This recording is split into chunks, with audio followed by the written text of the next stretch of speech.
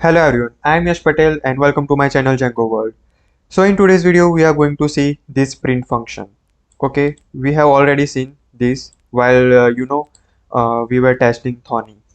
Okay, so I also mentioned one thing that Thorny is using 3.7.9 version of Python. And what if we want to change the version which we have installed in the first video? So you can do one thing. You can go to File Explorer.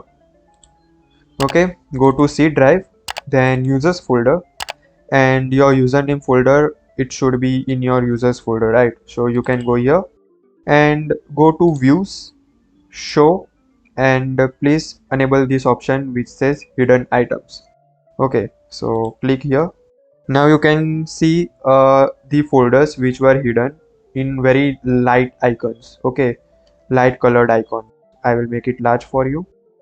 You can see this type of. Okay, so click over here, then go to local, then we will go to programs, then Python 310, and from here we need to copy the path of this python.exe. Okay, so I'll simply click over here and make one slash and write python.exe. Okay, now I want this path, so I'll just select this by mouse, copy it, and I will go to Thorny, and here I will click on run, select interpreter, and here you can enter the path to your interpreter. Okay, interpreter means your code executor, the interpreter which will read your code. And yes, Python is basically interpreted language, which means it will execute your code line by line. Okay, so I will show you the example and you will understand it. So click over here and click on OK. I have already configured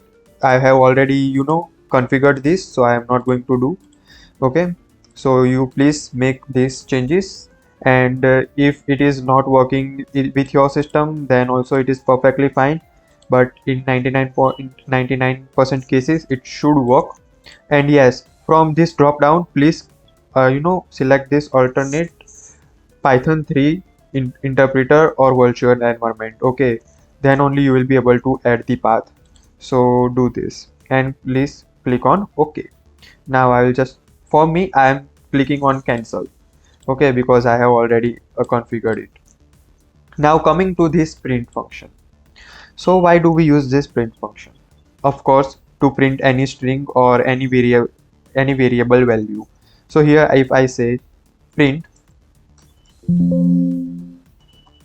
okay, and here I will write any message, Yash Patel, then I will just copy this and I will say hello Python.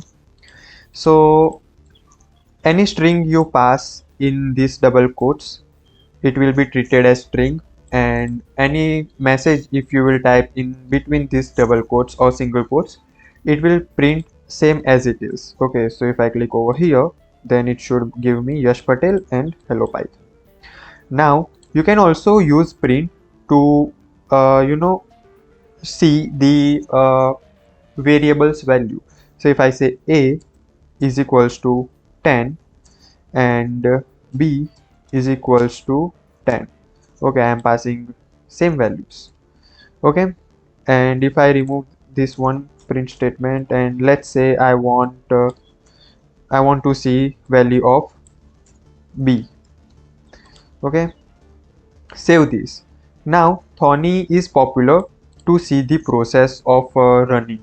So if I click on this debug script, then you can see this yellow line has been appeared. Now I will click on step into, so you can see it has boxed 10, that means this value will be assigned to a. Then I will click on next step, so this value has been assigned to a. Then I will click on next, so it has gone to b. Okay, now this will assign 10 to b, and it will go to third line and it will print for me. Like it has found that this print is function and I need to print value of. So I will click on next step, and you can see it has found variable b, and I will click on execute again, and you can see b has 10 value, so it has given us 10 over here, and I will click on next, next, and next. Then you can see we have got answer 10. So Python is executing the code like this, the process which I have shown you over here.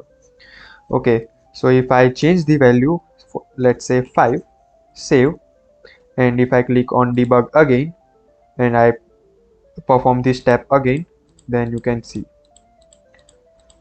okay, you can see 5 over here, and I will say print it. Okay, so 5 has been printed and the value is now none, and execute. You can see we have 5 over here. So print function is basically just used to print any particular variable value, or if you want to print any message. Okay, so yeah, this is it for today's video, guys. So in next video we are going to see what are comments in Python. So thank you so much, guys, for watching this video.